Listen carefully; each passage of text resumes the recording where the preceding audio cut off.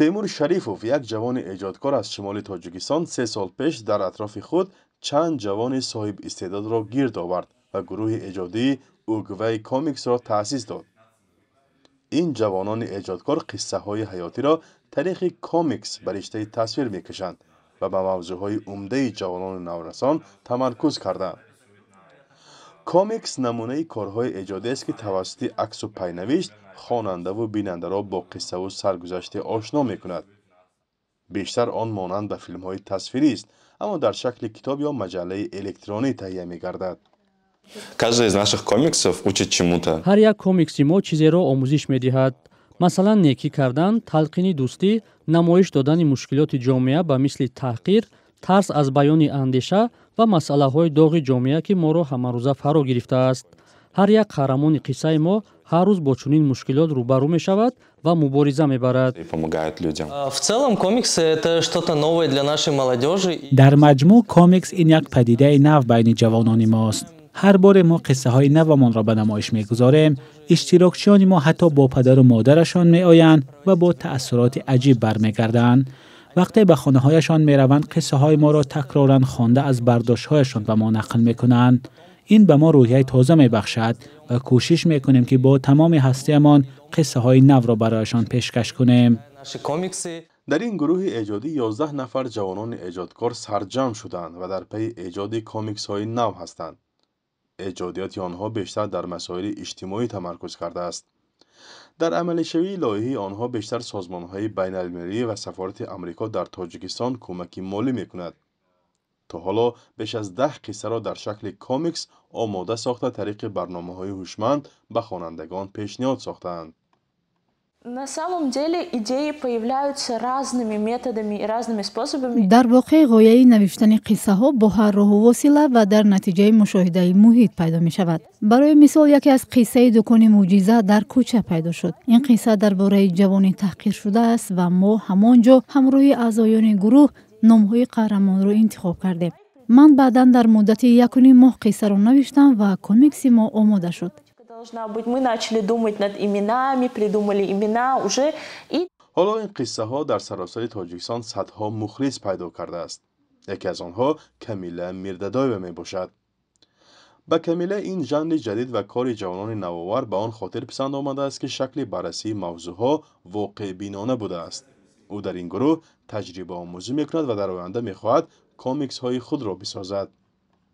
Я бы, наверное, создала комиксы про защиту бездомных животных. من می‌خواستم در آینده درباره حفظ حیوانات بیخانه کمیک ساخته شود.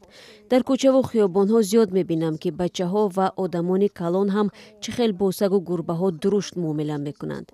طریق ابراز آفری باید گفته شود که حیوان‌ها نیز جان دارند و به خوب زیستن حق دارند. خوبش با آنها یک پناهگاه یا جای نگهبان ساخته شود، نظر به آنی که از بالایش با ماشین پخش کرده گذرند. Правильное решение открыть приют, я не знаю, найти им семьи, чем их просто усыплять или переходить машинами. اعضایان این گروه سال 2023 با جلب بیش از 100 نورس و جوانان با دستگیری سفارت آمریکا در تاجیکستان آموزش 3 ماهه این نوع ایجادکاری را گذراندند. با آنها میسر شده است که یک کامیکسی دسته جمعی را با استفاده از غایه های آنها روی نشر آورند.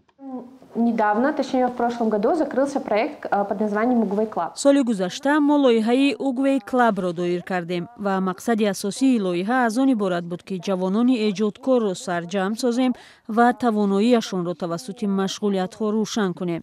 мо инро бо ҳамкории гӯшаҳои амрикоӣ созмон додем ва аз 9 минтақаи тоҷикистон дӯстдорони ин навъи машғулиятро гирд овардем. English Club, Ego Club.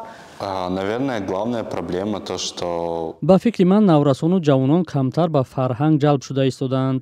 мушкилоти асосиро ман дар муҳити хонаводагӣ мебинам. яъне агар наврасе хоҳад ки ба ин самт майл пайдо кунад, падару модараш мегӯянд ки ин як соҳаи ҷиддӣ нест ва ту бояд соҳаи иқтисодиёт ё ҳуқуқро бихонӣ. барои он ки расмкашиву эҷодиёт дар ояндаи ту нақши калон бозида наметавонад. бо ҳамин ғоя истеъдоди ҷавонон пӯшида мемонад. твое рисование, твое творчество никуда тебя не приведет. اعضایان تیم اوگوی کامیکس در تاجیکستان سال گذشته وقت در دوره نهایی آزمون جهانی سپیس اپس چالش که از سوی سازمان ناسا برگزار می شود اشتراک کردند به ستاره های واقعی تبدیل یافتند.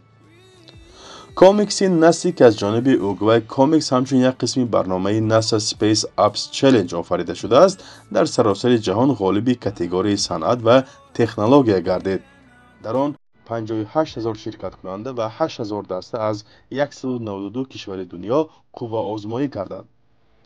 همکنون باید برای اشتراک در مراسم جایزه سپاری به امریکا روند و برای این سرپرست جستجو دارند.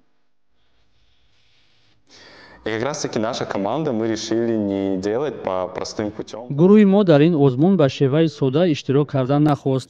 яъне мо нахостем ки ягон образро тариқи седӣ ё расмҳои оддӣ бисозем. мо ба хулосае ки омадем қисса як кайҳонеро тариқи комиксҳо аз ҳар зовия нишон бидиҳем. дар он шароити зисти одамон ва муносибати одамон бо кайҳону олами табиатро нишон додем. ҳамаи онро дар асоси илм мутобиқ карда тариқи намоиш амалӣ сохтем ва фикр мекунам ки тавонистем ҳадафамонро ба тамошобину ҳаводори худ расонем. ҳоло ин ҷавонон хушҳол аз он ҳастанд ки бо роҳандозии падидаи нав инъикосгари воқеиёти ҷомеа шуданд ва хонандаву бинандаи хешро пайдо карданд. дастаи اوگوی کامیکس از تاجیکستان امیدوار است که من بعد برای شرکت در جشنواره‌های بزرگ بچه‌ها در ادامه ایجاد کامیکس‌ها هستند و توسعه تماشابینان خود را از مناطق دیگر جهان خواهند دید. فرزان محمدی، رادیو آزادی، شهر خوجند.